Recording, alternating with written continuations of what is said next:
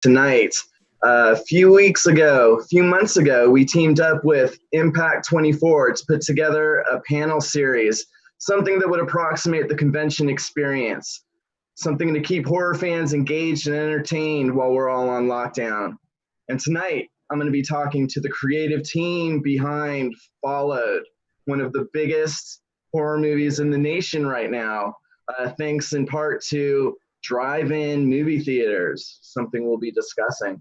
So before I introduce you to the writer, director, editor, and composer behind Followed, let's look at the trailer so you guys know what's in store.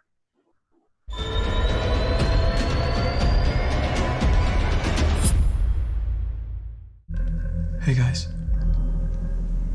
Mike here. I'm sorry about the late post. I know some of you have been worried about me. I reached 50,000 subscribers, which I really appreciate you guys for. I'm not doing Hotel Linux, man. Dude, it's ooga booga nonsense. You know, there's no such thing as spirits and ghosts and blah blah. You guys know about the elevator ritual, right? No, I do not know about the elevator ritual.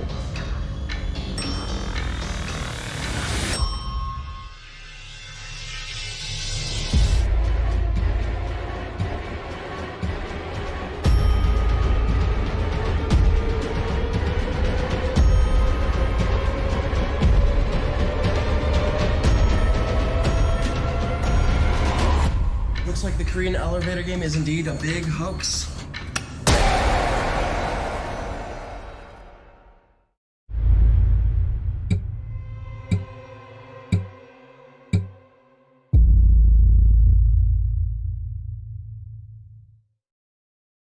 In select drive-in theaters and available to stream at the moment. Am I right? Someone tell me I'm right. Actually, we're going to be streaming in September. So right now it's only available at drive-ins and also a growing number of hardtop theaters, the ones that are brave enough to open at the moment. Fantastic. That was Matthew Brewbaker, who was the editor and one of the producers of Followed. Welcome, Matthew. Happy to have you. Thank you for coming correct with all the release information that I probably should have had a little handier before I'm announcing. People can just go and stream it. But yeah, the film is currently in drive-in theaters and theaters that are brave enough to actually open their doors to crowds, which is a weird issue that we may or may not get into. But thank you for being here. Let me introduce the rest of the panelists. We've got Todd Klick, who is the writer of Followed. Todd, welcome. Okay. Hello. How have you been? I've been great, man. Working. Fantastic. Working on the next thing. Excellent, excellent. Well, I've definitely got some questions for you about Followed, a very interesting, scary movie, a lot going on in there. And the person giving us the most action right now, Antoine Lee. Hey guys, how's it going? Thank you for having me. I'm actually just walking in the door right now, so I just got in. And if you hear noises in the background, these are all my dogs. So no worries. Antoine is the director of Followed. Thank you so much for being here. Thank you. I mean, it looks cool having you on the go, looking like the busy Hollywood director about town. At some point, you know, we imagine you'll settle. It's just a front. Fantastic. So glad you're here. And finally, I'd like to introduce Jason Soudah. Soudah, Jason Soudah. No worries. Composer of Followed. Jason, how are you? I'm very well, thanks. How are you all doing? I'm doing good. You know, we've all kind of been admiring your setup there. Very tech savvy. Sorry, you're not seeing the main section, which is, you know, where the camera is, where all the computers really are. But behind me is because I work in surround sound, so those are the surround speakers behind me. Fantastic. Well, and this is actually something of a followed reunion. It's the first time this group has been together in one place and at one time at the same time for a while now. So, exciting. I'm excited. I want to let our streamers, our viewers know that you can submit questions in the comments section, and we will try to get to as many of them or all of them throughout the evening. Also, let us know if you can't hear anyone, if there's a issue with lights or anything like that. We want to give you the best experience. So, communicate, and we'll communicate back with you. But Followed, an incredible film. I highly recommend it. Clearly inspired by some real life events. And to talk about that, why don't we start with Todd, since you're the writer. Obviously, or I guess maybe it's not obvious, anyone who's a fan of true crime will recognize pretty quickly that the film is inspired by the Cecil Hotel and some of the strange happenings and residents, correct? Yeah, absolutely. I had a story idea working it was like a television series idea. One of the episodes was going to be an influencer who pursues fame from other people's misfortunes. And I thought that would be an interesting, thing to explore. And then Matt introduced me to Antoine at the time, who had an equal obsession with the Cecil Hotel in downtown Los Angeles and all the crazy stuff that's gone on there, like the Alyssa Lamb video footage right before she disappeared. That worked its way. It's kind of a loosely based character on that, and the whole elevator game that we came up with. It was inspired by a Korean elevator game. It's very popular. And then me, Matt, and Antoine stayed overnight at the Cecil. And so a lot of the stuff that happened to us that night, the sights and sounds, Matt and I had a security guard that kind of kept his eye on us, was following us around. He kind of worked his way into the story. Richard Ramirez, the Night Stalker, who was active while he was staying at the Cecil Hotel in the 80s. We stayed on the 14th floor near to where he was staying, and that worked its way into the story as well. We wanted to share that experience of what we went through with the audience, and so yeah, hopefully some of that, and then knowing that this stuff is based on real life events, I think it gets into your subconscious a little more too, Yeah, absolutely. That's incredibly interesting to hear that it was the three of you, Antoine and Matthew, all spent the night at the Cecil together. Yeah, we even took remember guys, when we took the same elevator that Alyssa Lamb was last seen in. We did the whole buttons there and took it up and down a few times and just. And how much of the script had been written at this point? The beats of the story were all figured out, and the character arcs and all that, the turning points. So this was to just to add some meat to the bones of that, the beats of it. That's fantastic. What you're telling me is you essentially lived the movie before you made the movie. Yeah, in a sense, yeah. That's crazy. All of a sudden, I'm looking at the three of you going like, oh, Mike, which one of them was the, okay. That's very interesting. Matt, or do you prefer Matthew? Matthew? Either way, Matt's fine. Matt, did anything creepy or interesting or unexplainable happen while you guys were staying there? I mean, I would say the first thing that kind of was creepy was us trying to get up to the 14th floor. We were kind of being pursued by this security guard who didn't think we were supposed to be there. So even though we had booked a room, right, they still at that time, because there were a lot of people like us, people who were interested in sort of seeing that, aspect of the hotel, right? Mm-hmm. And I guess they prefer, or at least at that time, they preferred not to,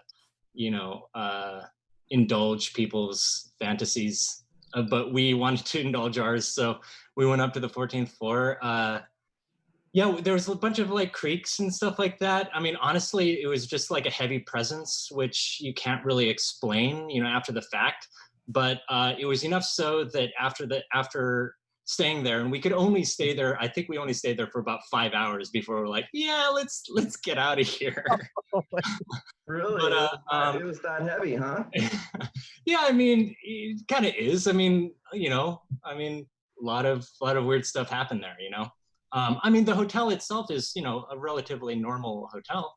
It's really, the gravity sort of comes from the past events that have happened there, of course. Of course. And yeah, so much so that anyway, we had to leave after 5 hours, and Todd actually brought a sage, and we drove to the edge of downtown, and we saged ourselves. Hey man, So, I don't blame you. And I'm like an atheist. I'm like but it's still like, I don't know. It's still kind of like, in a weird way, it's sort of like paying homage, or not paying homage to the dead, but to kind of be respectful, and to treat that kind of subject matter with respect, which we felt is important.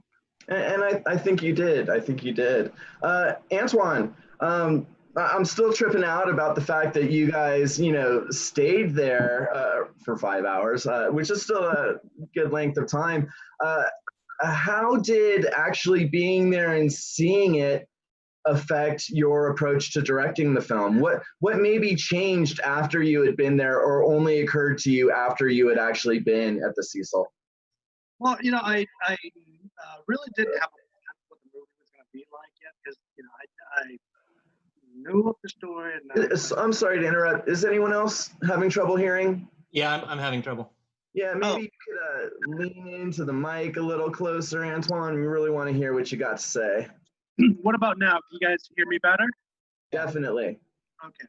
Yeah. So, I at that time I hadn't had an idea on what it would look like. You're fading out again. I think you gotta stay. Yeah, get as close to the mic as possible, Antoine. Okay. What about now? Sounds Let me good know now. because. Yeah. So, what about now? Good, right?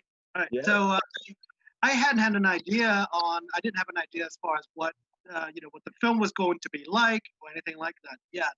I've done research and I've watched the video clips and whatnot, so I really wasn't prepared for anything. So once I got there and I basically saw what the hotel was like, and remember my feelings and just hearing the sounds about or whatnot, that actually did inspire me quite a bit. So I actually did make mental notes of, okay, here's some weird noises that I heard. Oh, the elevator made this sort of noises. The bathroom made this sort of noises. Okay, I'll make sure that we will put it in the movie. And that's what I got. So I didn't have an idea, so to speak, before. That's great that you went in so open-minded. And speaking of sound, Jason, were you bummed that they didn't invite you on the Cecil Hotel? I mean, to be honest, I hadn't been brought into the project at that point yet, so I'm not offended, but I'm also relieved because I'm so easily scared that even just hearing about this is freaking me out. So I'm glad I wasn't. You didn't do a solo trip to listen to the sounds? I wouldn't. I mean, no. I've had a few crazy nights where I thought I'd seen things just in general, so I'm sure something freaky would have happened to me if I was there. So yeah. Did you go to a similar hotel just to walk around and get the ambiance? No, but I did go down a rabbit hole about the Korean elevator game when I first found out that was in the film, and I remember Googling about that and how. Well, first of all, I don't think I knew that was a real thing until I typed it in, and I was like, oh my gosh, there's this whole thing about, you go to this floor, and then you go to this floor, and then you go blah, blah, and then you're supposed to go into some other reality or this like dark world. And so that I found that really inspiring for the music as well, because I ended up writing the main theme based on the sequences of those floors. That's right. Can you explain a little bit more about that? Because we did an interview.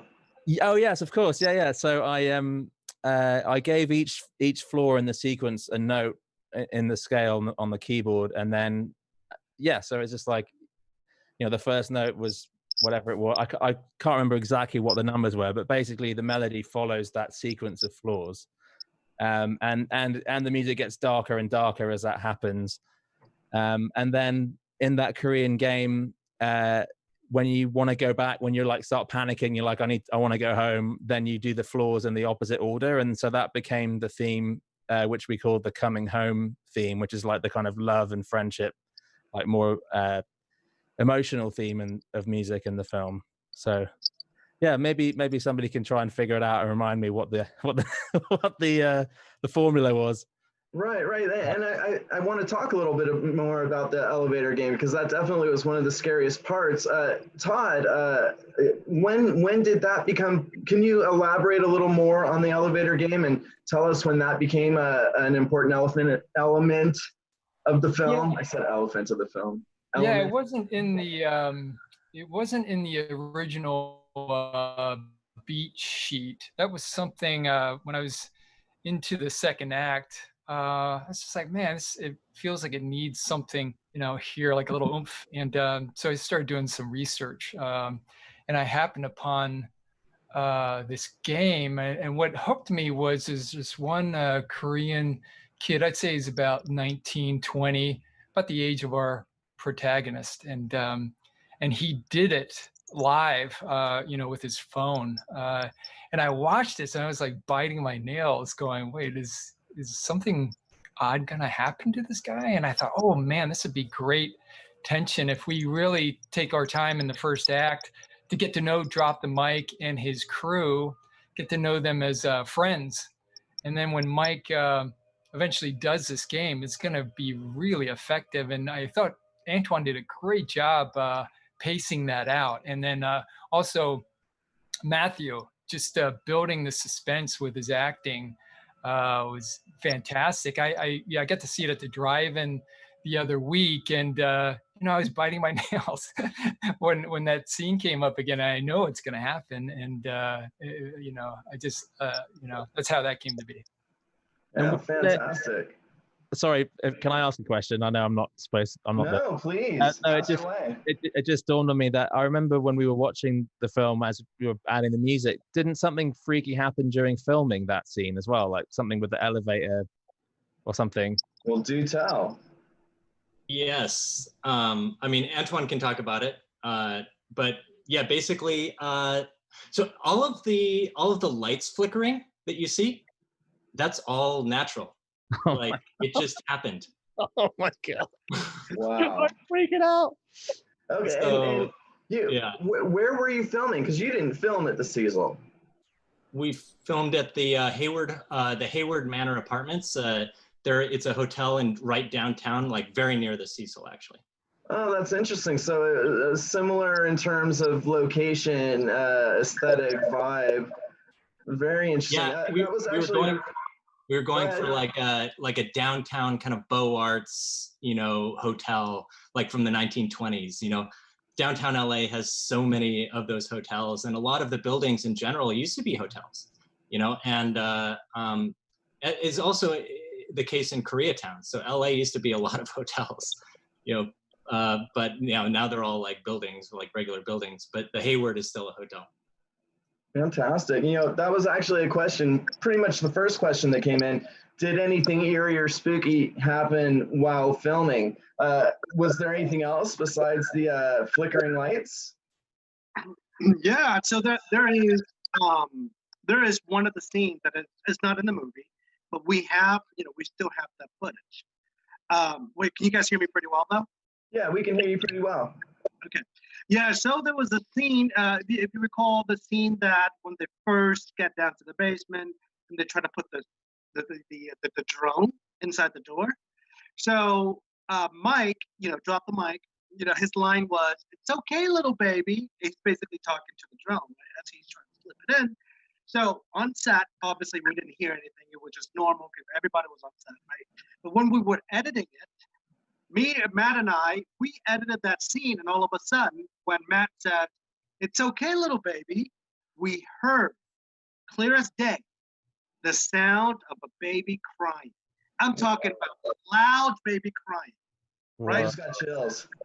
That is impossible. It is. Let me explain as far as how impossible it is, because number one, it is a full set. So that means we have everybody from, like the sound guys, everybody's there. Of course, I was there as a director. So if there was any baby that was around there that was crying, it would have ruined the scene. I'm like, hey, cut, redo. It was quiet. And we still have that footage. I mean, I'll once we, I guess, get on Blu-ray or digital and whatnot, we'll probably. Yeah, special features for sure. Oh my God. Even up to this day, Matt and I, we still don't understand. We don't know where that sound came from. And it's right there. It's literally, the actor, Matt Solomon, he was said, it's okay, little baby. The moment he says baby, you hear an actual voice of a baby crying. It makes no sense. It makes absolutely zero sense. We still don't. Right. That's it. Panel's over. Yeah. You're freaking me out, man. Oh my God. That was in a basement. So what couldn't have been. Yeah, you would have heard it at the time if it was like from a room next door or something. Like. I mean, it sounds like that electronic voice phenomenon. 30. Yeah. We got 30 people on set. At least one of us would have heard. Me, with the director, with the headphones, I would have heard, but nothing was there, which is really strange. Wow. That's a fantastic story. Speaking of strange and scary, Jason, we got a question specifically for you. Okay. What instrument do you think makes the spookiest sounds? In general or in Followed? Let me read the question in its entirety. Question. What instruments did you find made the scariest sounds for the movie? Oh, okay. I used a lot of like really growly, low frequency synths. So like a lot of that really deep bass stuff, which would kind of become more intense as the scene got more intense. It would get more growly and aggressive sounding. So I used quite a lot of that kind of technique. And I remember when Antoine and Matt were here, we talk about how we want to feel the music in the body, not just hear it and stuff like that. So there could be like a rumbling happening that you don't necessarily notice at first. And then there's also some like weird guitar effects as well, and some sort of weird. I try to avoid like the more orchestral score that would be like the strings going woo, woo, that kind of stuff. And make it a bit more like I don't know if modern's the right word, but just more like a band approach, like a more like Trent Reznor-y, like that kind of thing. So I think that, and then also borrowing from that more orchestral thing where there's a lot of music that doesn't make sense, like a lot of notes put together that don't sound musical, just to create a tension and a anxiety, in the sound. Fantastic. Matt, we have a question for you specifically for the editor. Just talk a bit about your challenges. What was the most difficult thing to piece together when you were making Followed? I mean, I guess the first thing that comes to mind is the fact that we shot in 12 days, but we actually got about 144 pages filmed. So which is quite a lot of material to kind of go through. And our first cut was 2.5 hours. And if you've watched the movie, you know that the end runtime is about 1.5 hours. So we had to cut out a full hour out of the story, which of course, as anyone could probably guess, that's a very difficult kind of process.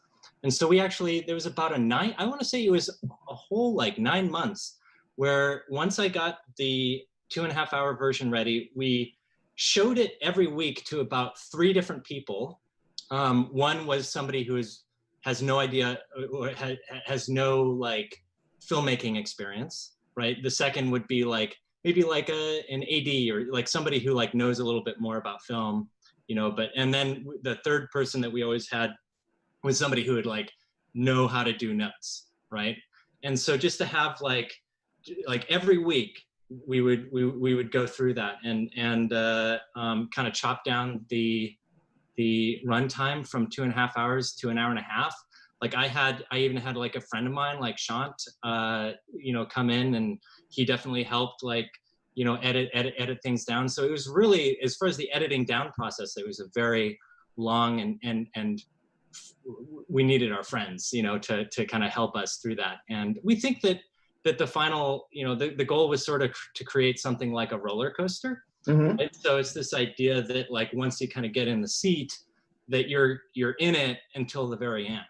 And that the only kind of moments where you pause are, effectual moments. Like, they are moments that are there, pure silence, like those moments where you're just supposed to kind of feel the dread, so yeah, those were kind of the what we were going for, and the challenges for editing.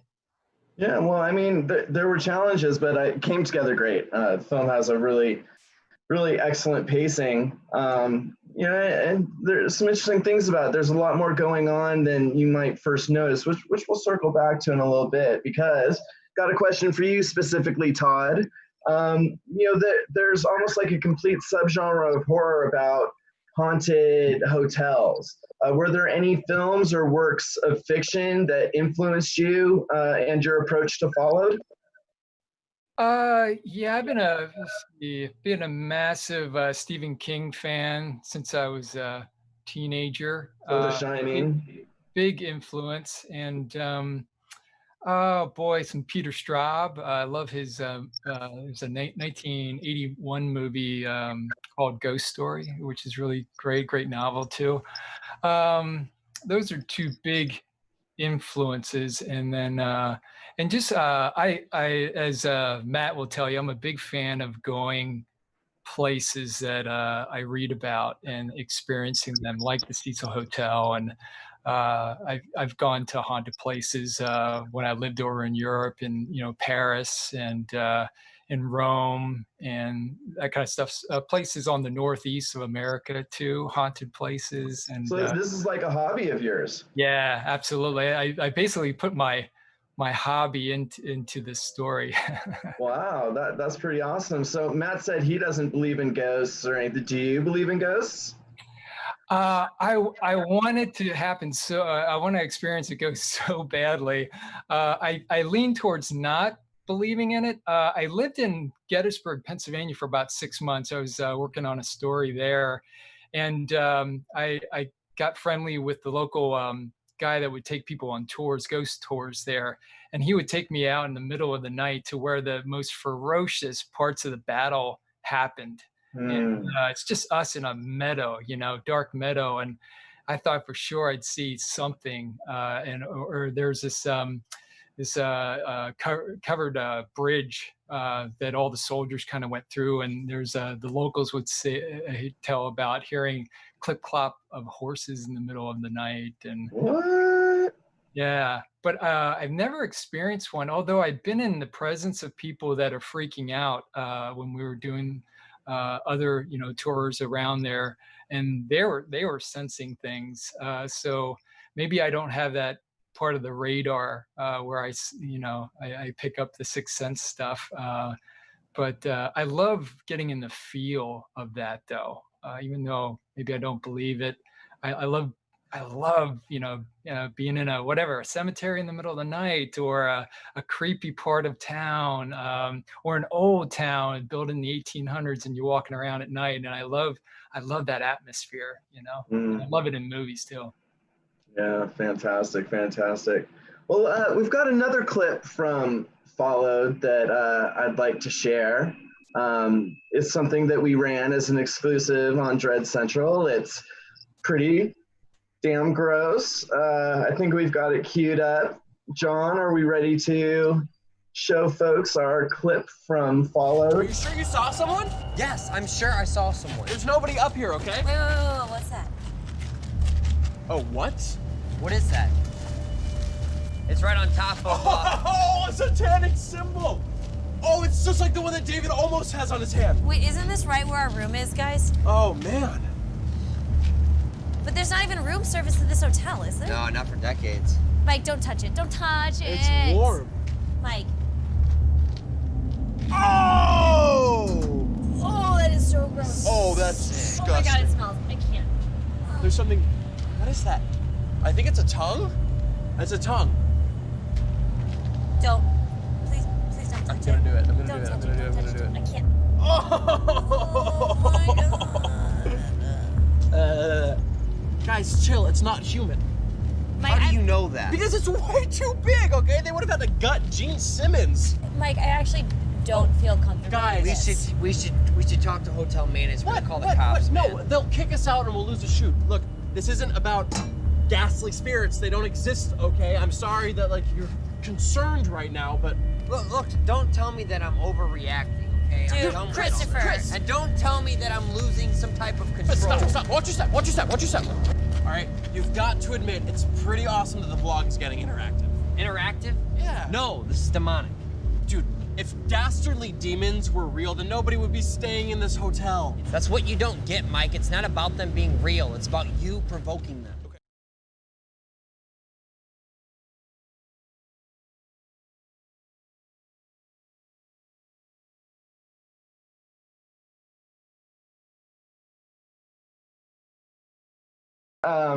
Antoine, were those real maggots? What was that? Was that a real? Tell us about that scene that we just had the displeasure of watching, and please come very close so we can hear you.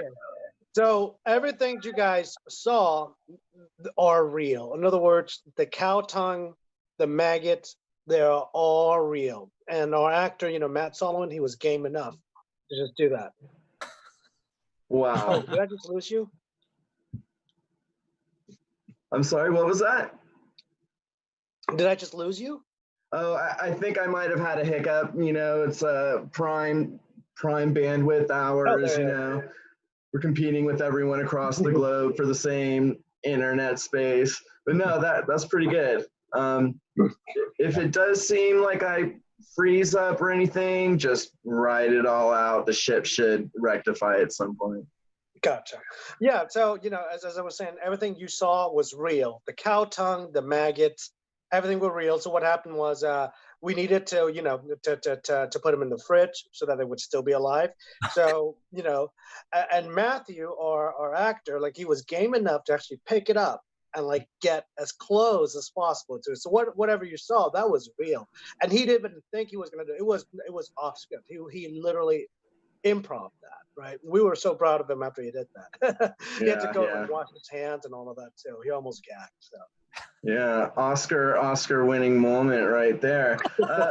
While the clip was playing, we were kind of having a little behind-the-scenes powwow, and it turns out that Todd and Jason kind of met in a little bit of a serendipitous way. Do you guys want to tell that story? Well, I mean, maybe I'll start just the very beginning, the pre-Todd chapter of my life. I was not living in a van. I was spending a couple of weeks in a van, like with some friends, going up and down the coast, before I had a job or a green card or anything. And then we were looking for some sushi restaurant to meet some people at in Venice, and I asked a group of people for directions, and then the woman who was giving me directions was English as well, and we got chatting, and she invited me at some point later on, like in a week or two, to her giving thanks party, which was like a Thanksgiving party for people that weren't like spending it with family or whatever. So I went there with my wife, and Todd and I, and like me and my wife and Todd got chatting about cookies or something and got to know each other there. And then and then Todd, I think it was not that long after that I got an internship at Hans Zimmer's studio, and then Todd, being a massive Hans Zimmer fan, like came by the studio when I was working there, and I got to show him around a bit. Oh, fantastic. Yeah. Tell us about it, Todd.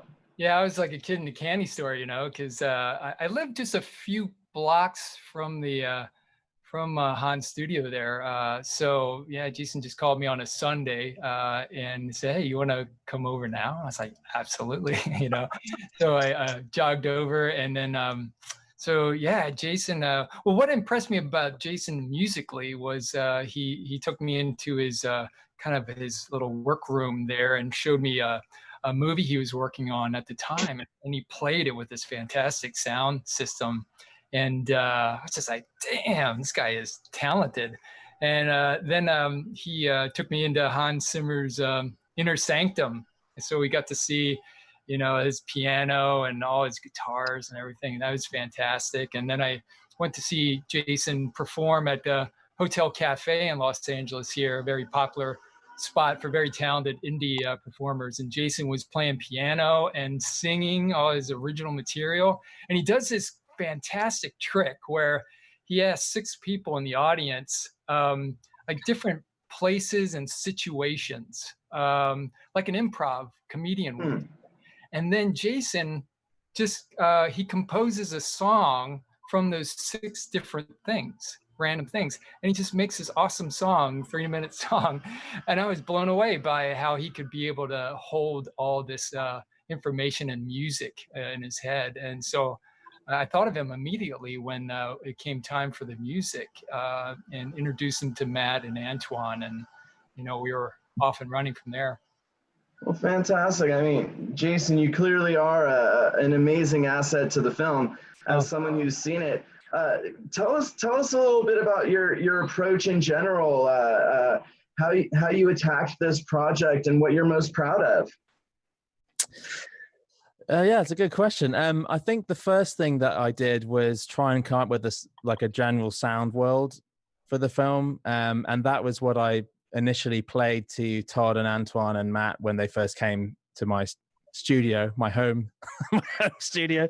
And just like, I spent a while on that, like trying out different things and keeping it really simple as well. Like a lot of the music is there's not many like melodic things happening, but it's just hopefully creating an atmosphere that immerses you as you're watching the film and you know, keeps you in the seat on the roller coaster, as Matt was saying earlier, and helps that ride undulate and, you know, rise and fall. And yeah, and then I was really fortunate that we had it wasn't a crazy fast deadline to get everything done, so I was able to write the music chronologically pretty much throughout the film. So then I was able to help it, you know, to make sure that the music evolved along with the story rather than like jumping in like 50 minutes into the film and writing something and then going back somewhere else and doing, you know, because sometimes you can lose the kind of flow doing that. So I was lucky that I had time to do it all gradually. And then I think that, I mean, what I'm most proud of, I really love the scene it's a track on the soundtrack album called LA Over, which is where they have those beautiful drone shots of downtown LA at night before everything really starts going wrong. And that's quite an orchestral piece with some electric guitar. And yeah, and that actually, funny enough, that scene was something that I hadn't written that music for that scene in particular. And Antoine was like, I really want to try that coming home music over this scene.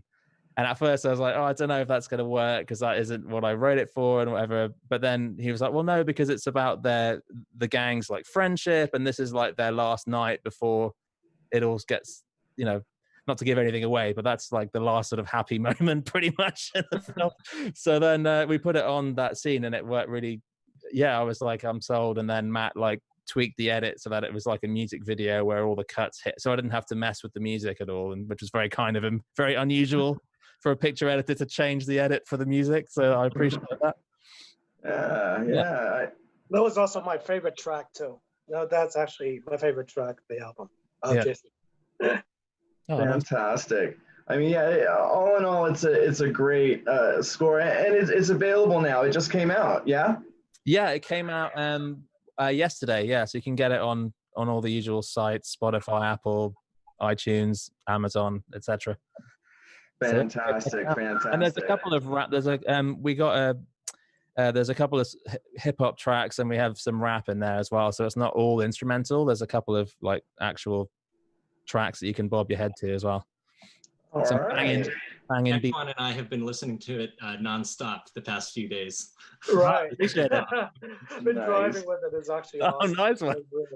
Yeah, we you know, we just completely forget, you know, because obviously when we cut movies, it's been a while, and it's just that, you know, the music and the pictures, they just go together. But we haven't had a chance to really listen to the music on its own. Yeah. So I just recently just started driving and listened just to the entire soundtrack. I was like, whoa, this would actually be good for another film. Yeah. This is, I completely forgot it was from our film.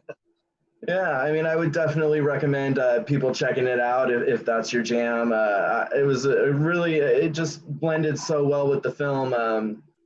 Really did an amazing job of keeping the tension, keeping up with the film's energy. You guys definitely made a great team. Antoine, I have a question for you specifically, and I think there might be something here since Matt was talking about how much you guys had to cut. Was there anything that was a major part of the original that didn't make it into the final product? Yeah, well, a lot of them are, it's banters between the characters. So, there's more characterization on there. If you recall, there's one scene where, Danny's supposed to be sleeping on that bed and the guy's supposed to be on the other bed. However, we had to cut it out. So when you saw the film, you're like, hey, isn't he supposed to be on the left-hand side of the bed, not the right-hand side? Why is she there, right? So those are little moments here and there, and we went a little bit deeper into the history of the hotel. Yeah, so those are the things that we ultimately had to cut out, which did leave some details out of the movie. But the entire, once you watch it, it is constructed in a way that every time you watch it again, there's something new.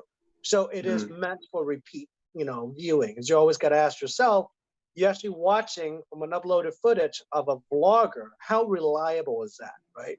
So, Nice. Hopefully once it comes home, you'll be able to actually pause little things here and there, try to actually make it on the timeline and everything else. And, the only thing that I wanted to say is there's a larger universe, so to speak, on the whole Fallout universe. So whatever that you see on screen, it's just the tip of the iceberg. There's a much larger universe. And the clues are all there in the movie, which hopefully in the sequel will be able to expand it further. Having seen the film, I know that you're talking about a lot. There's a lot going on. I mean, there are two different timelines happening in the film, and that's something that I didn't even really catch until maybe halfway through. So yeah, I mean, it really begs for repeat viewings, and there's a riddle there. And you are asking yourself, how reliable is this vlogger who's right for fame? I mean, is it all just bullshit? But you said larger universe, and we did get this question: sequel? Yes, we are conceptualizing it. We had a general idea. We have a general idea as far as the destination, how it's going to end. But sorry, I don't know why I'm nodding. I have no idea about this. I'm like, yeah, we've got a plan. Like, I don't know. Sorry, Antoine, carry on. It is something that we, that Sorry, Jason, Matthew we're going with Hans and Zimmer. I and Todd are actively working on. We wanted to make sure that it'll be good. So. Fantastic, because there's plenty more. I don't want to give anything away, but I hope someone named Terrible Tyler shows up. Possibly. If maybe he needs his own movie, man. Maybe there's a PG spin-off there for you guys or something. Right. Amazing. Oh, fantastic. Something else I wanted to talk about, because it has to do with why the film might be striking certain chords at this particular moment, is the fact that, by the way, we're in the middle of a pandemic, and this film was released in drive-in theaters, which until just a few months ago were like relics of the past, collecting dust, sites of swap meets. Let's talk a little bit about how the current situation affected this film's release negatively and positively. Whoever wants to jump in on this. Sure, I'll jump in. Yeah, so we were originally going to release in April. So our original release date was April 10th, and yeah, I think it was California shut down around like mid to late March, and it was just like, it was literally weeks before we were going to release in theaters, and we had done, we were, going to be coming out to in about like 150, 200, maybe even 300 screens. And so we were very excited. And then COVID happened. And, you know, I think just as far as the filmmakers and the distributors, like, we were just like, oh, let's just take a week off, guys. Like, because clearly, like, something unprecedented just happened and we're going to have to regroup. But, you know, we were still confident that we'd find some form of a release that we felt would be appropriate for this movie. And I was very proud of our distributors. You know, they were the ones who first suggested the drive-in idea. And that was pretty early on, like pretty short after the COVID crisis hit us. And we committed, you know, I mean, we were able to see the success that that films like The Wretched had in drive-ins, and just kind of using that as like a base and be like, okay, well, you know, it's certainly possible. So we released in drive-ins. We released in drive-ins on June 19th, which is a couple weeks ago. And yeah, we were the #1 new release at the box office that weekend, which was, to be honest, a surprise to us. like we were like, oh man, if we're really lucky, like we'll get in like top 5 or top 4 or maybe even top 3, like that'd be great. So it was really kind of a cool thing. And you know, it's such a great, it's actually a great experience going out and seeing a movie in drive-ins. It's something that I think a lot of people remember, and then there are people who have, you know, they have no memories. And I would say if you have no memories, definitely make some memories right now, because we're in an interesting situation where the drive-in culture is becoming so fun and everybody's doing it. And no joke, it is hard to get in some of these drive-ins. They're that busy. Like, you're talking like on our opening, I remember going, there was like 150 cars, like seeing our movie. And that was just like one screen, you know. And then we went the second weekend, and same thing. My third experience, there was even more cars. So, you know, it was really just kind of like a fun experience. And I highly recommend anybody, like, even if it's not our movie, although please go see our movie and drive in. But even if it's not our movie, like, it is a really cool experience that you should definitely try. Yeah, it's incredible. You know, some of the positive things that are coming out of you know, our industry coming to a complete halt. Antoine, what's it been like for you? You know, being as a director, having this film come out in the midst of a pandemic when we're all on lockdown. It's probably not how you imagined it. Right. I mean, it is a surreal feeling because, well, first of all, is that I've never been to a drive-in before, ever in my entire life, right? So it was really exciting. You know, first time going to drive-in, of course, seeing my movie there, which is great, which is fantastic. Is it ideal? Well, I mean, you know, depending on how you look at it, because obviously the film was made so that you could actually watch it in a theater setting with all the surround sound and whatnot, is how the experience should be. However, watching a drive-in, especially if you watch a midnight showing in a very dark place, I think it actually gives it a fairly, you know, terrifying feeling, because someone can actually be knocked in your car, right? So all in all, I think is pretty, you know, it's amazing. I couldn't complain. But, you know, for those who actually watch a movie in drive-ins, my ask is that if you watch it in drive-in, no matter what your feeling is, whether you love it, you hate it, doesn't matter. Once it comes home, please watch it again. Once you're comfort your own home, put in your headphones. That's how the experience that we intended it for you to have as well. So it could be 2 different feelings or 2 different experiences you should have. No, that's interesting, and that makes me that gives me another thought that I want to ask Todd. As a writer, now that we're seeing drive-ins reopen, and you know, now that we're in this situation where they might be the only way for people to see films on a big screen, will that change your approach to the next screenplay you write, imagining it seen in a drive-in as opposed to in a theater or on a television? Possibly. You know, I love the drive-in experience.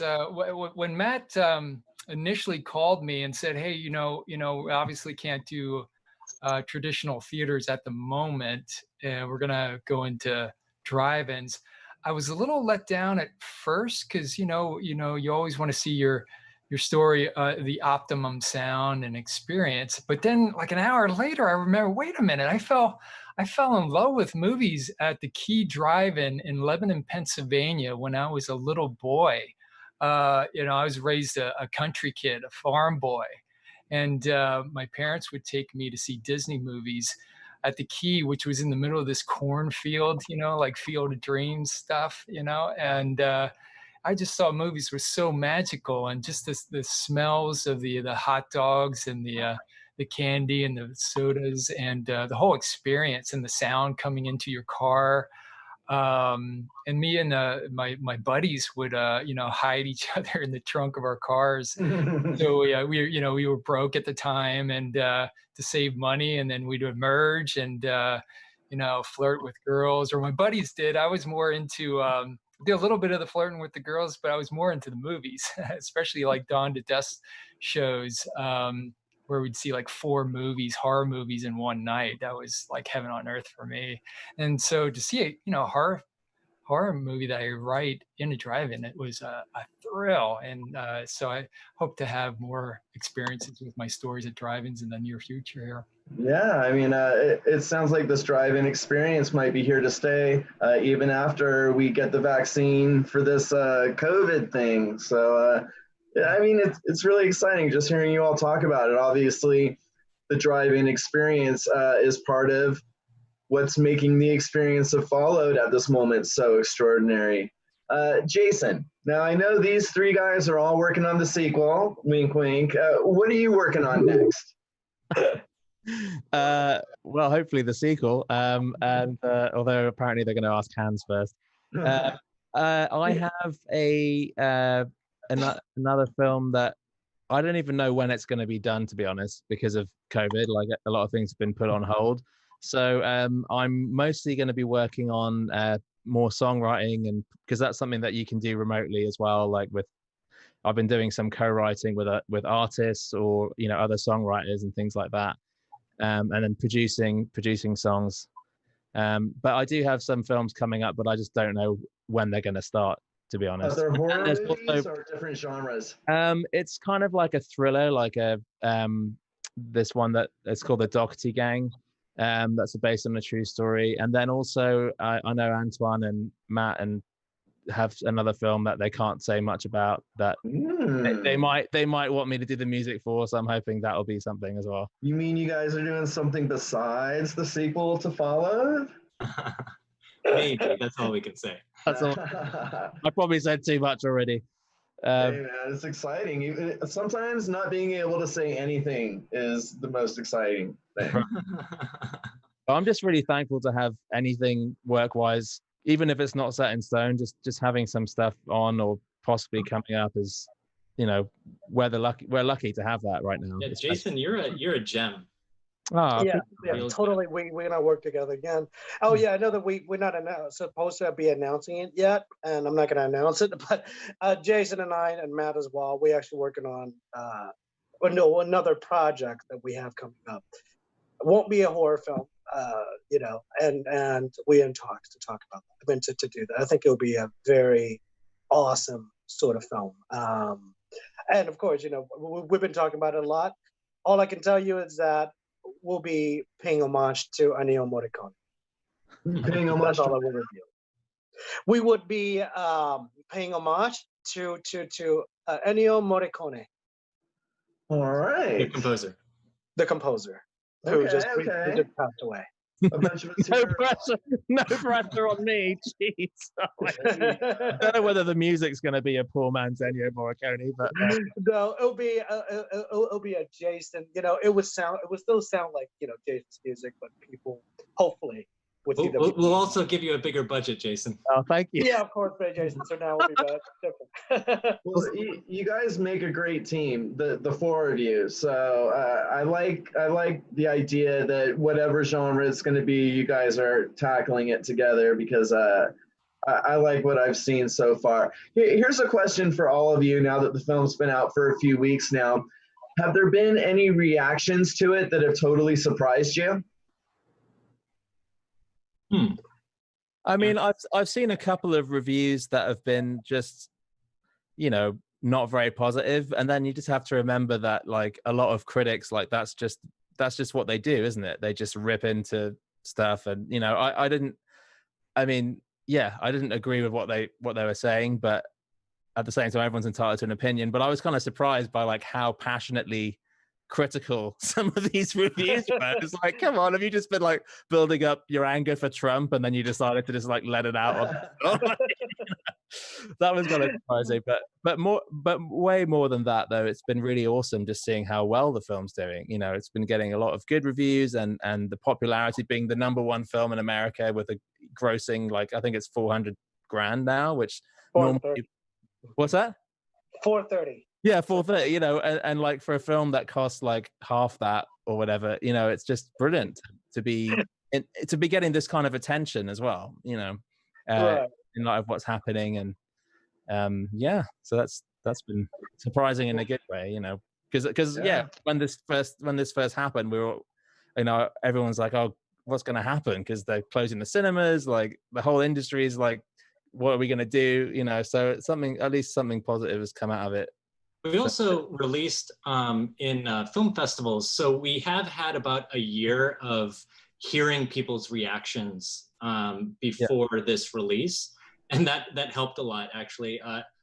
I just remember, you know, because I did the cut, and then we had our cast and crew screening. That was probably the most nervous I've ever been in my life, because it was literally the first screening that we were screening it, and I was worried that people were just going to hate it. Like, you know, you get those, like, the friends and family walk up to you and be like, oh, good job. Like, you know, like, you know, you can kind of tell when people are just going to BSing you. So it was really great to see such positive feedback. And as far as me, the best, you know, some of the best feedback that I have hit me personally is from horror reviewers. You know, I'm a big horror fan, you know, God, I just love the genre, right? But just like sometimes, like just watching like a round table between different reviewers talking about our movie, like, and they're all like these horror buffs, like how cool is that? Because honestly, like that's who we make these movies for, right? So I would say for me, that's so great to see. Fantastic. Well, listen, guys, we're right up around 7 o'clock here, but I've had a fantastic time. It's been great hanging out with you all. I think the film's fantastic. I hope people check it out. Just want to go thank each of you, give you a chance for some final thoughts. Jason, I'll start with you. Can we trade glasses, please? I like your that'd be a cool trick if we had planned this out. It almost looked like you guys did the exchange. I know, right? I remember when I saw these glasses in the shop, and I was, I just thought they looked absolutely ridiculous. But then I put them on, and I just think they're great. Why not? Yeah, they look fantastic. I love them. Yeah, thank you. No, but seriously, thanks for taking part on this panel. We love your soundtrack. Love the film. Love the way the soundtrack and the film work together. So glad that you guys are gonna work together again in the future. Antoine, Matthew, Todd, you guys really put together something incredible here as the director, editor, and writer of this film. Any final words for those of our readers, our viewers tuning in? We hope you enjoy it. You know, other than you know, just like what Matt said, so we very happy, especially me as, you know, first-time director, first time making a horror film. I learned a lot during the process, and it's just heartwarming hearing, seeing people, you know, liking it, digging it. And you know, for me, even, you know, getting a negative reviews, I think those actually tremendously help me from the standpoint of, you know, growing as a filmmaker. So I know certain, you know, pitfalls to actually avoid the next time and whatnot. So if anything, is that I appreciate everything that's been thrown at us. And on the same token is that, you know, thank you for having us on the show here. I want people to watch this at least twice, you know, drive in as well as, you know, personal home and whatnot, and the way that we intended it. And I hope that you guys will actually come away with what we intended to do, you know, from that step. Fantastic. Anyone else with some final words? Yeah, I just really appreciate guys like you, Joshua, Oh, and your thanks. website, and you carry the torch for this genre that we love so much. And man, we really appreciate that. Well, I've got a whole team at Dread Central. You know, we're really doing our best to make this a community, a positive community for horror fans. And kudos and shout out for Impact 24 for teaming up with us. They were really the impetus for these virtual panels and being able to have experiences like this, little virtual reunions. I think not only are they fun for us as participants, but our community really needs these. You know, we need to be soldiering on as normal. And I'm just so happy that you guys released your film, even though it was under these difficult circumstances. And I'm so glad it's getting a lot of the positive recognition it deserves. Thank you. You're all fantastic. Thank you. This has been Dissecting Horror. I've been here with the creative team behind Followed, currently playing in theaters. Look forward to stream later this fall. Tune in to Dread Central for all your horror needs. Thanks to everyone for tuning in. Thanks to my panelists. Thanks to Dread Central. Thanks to Impact 24. Go see Followed. Peace. Good night. Thank you, guys. Bye. Thanks for having us. Thank you.